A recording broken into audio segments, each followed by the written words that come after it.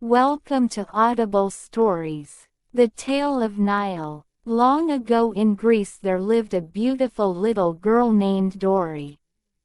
When she was only a child, pirates kidnapped her and sold her into slavery.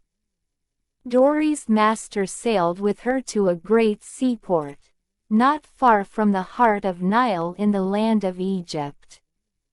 Dory suffered greatly, not only because she was a slave but because she was so different from the other girls who worked for her master. Their eyes were dark, deep, black as the night sky, but Dory's eyes were green, suffused with light as during the day.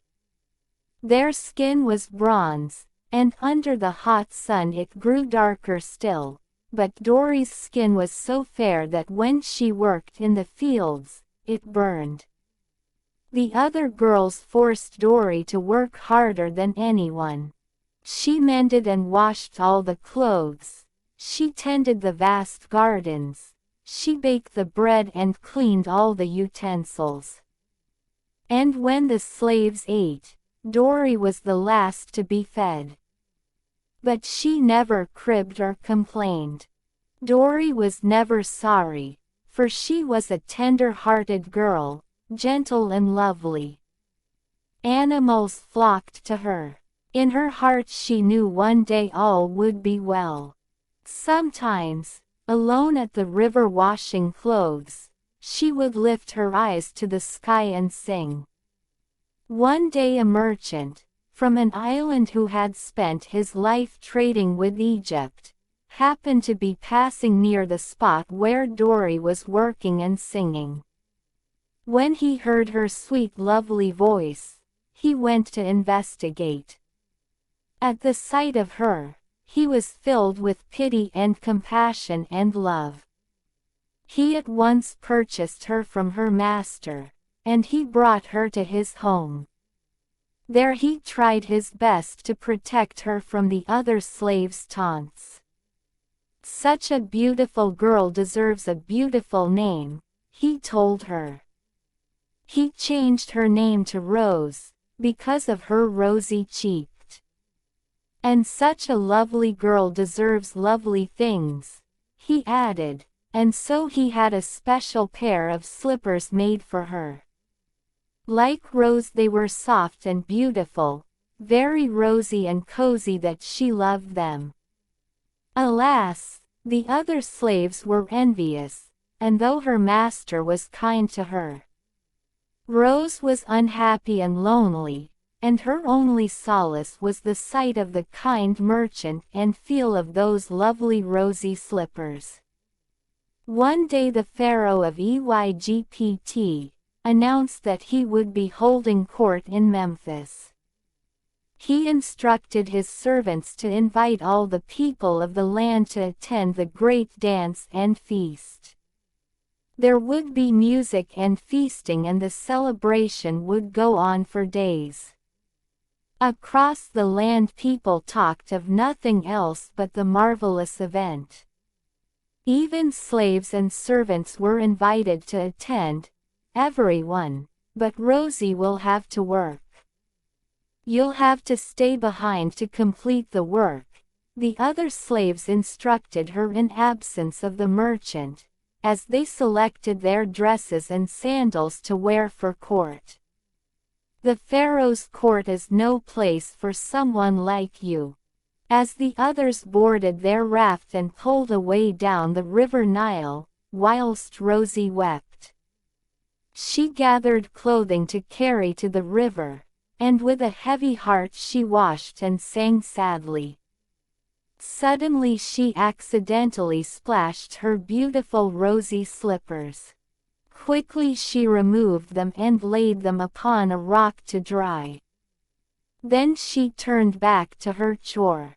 Behind her she heard the sound of flapping wings, and she looked up just in time to see a falcon swoop out of the sky. Before she could move, the falcon snatched one of her slippers and soared away. Rosie could do nothing, but only stare. Surely that was strange, she whispered to the animals that had gathered around her. All day she kept on thinking about the falcon, who flew across the sky with her lovely rosy slippers.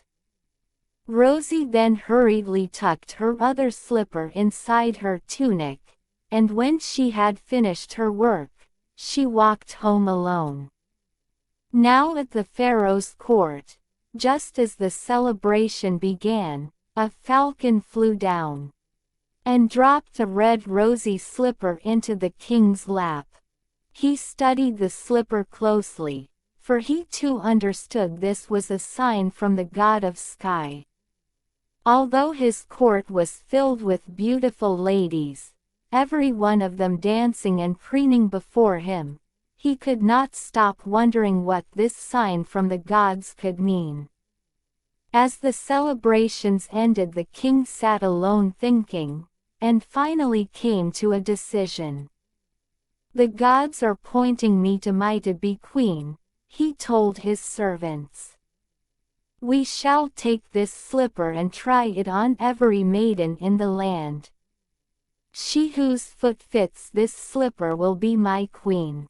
The gods have decreed it, and I hereby declared it." They departed Memphis by barge and traveled to every city by way of Heliopolis and Tanis and Canopus, all the way to the borders of the kingdom of Egypt. At each stop maidens gathered and tried on the slipper, but it fit no one. Each time the king traveled on, at long last the barge approached Naucratis. From a distance Rosie heard the sound of the pharaoh's trumpets. She peered out from her work in the cellar and saw the purple sails. Her heart pounded in her ears, for she feared what might happen now. As the barge moved to shore, she hid in the rushes at the edge of the river Nile. While the other girls and slaves eagerly tried on the slipper, they knew at once who it belonged to, but they whispered to each other and shook their heads. "It is impossible, this can't be.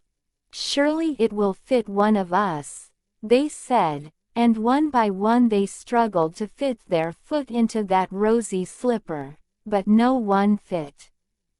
"That's everyone all?" the pharaoh's servants asked, but just then the king heard a sound in the rushes. "Who's there in the bushes?" he asked. The others quickly said, "Only the mice," but at that moment he caught sight of Rosie's cheeks, glowing as brightly as the slippers. "You," he called gently. "Come out and try on this slipper." She stepped forward.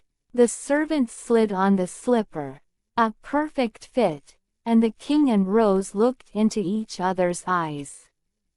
They both understood the gods have meant her to be the queen of Nile. He knelt and declared his love to Rose while the other girls whispered angrily. But the kind merchant just smiled. "It was meant to be," he said. "For her eyes are as green as the river Nile, her hair is the color of papyrus, and her skin is as pink as the lotus. She was simply beautiful like the nature. She was born to be our Queen of Nile." If you like the story, please do like, share and subscribe. Thank you for listening.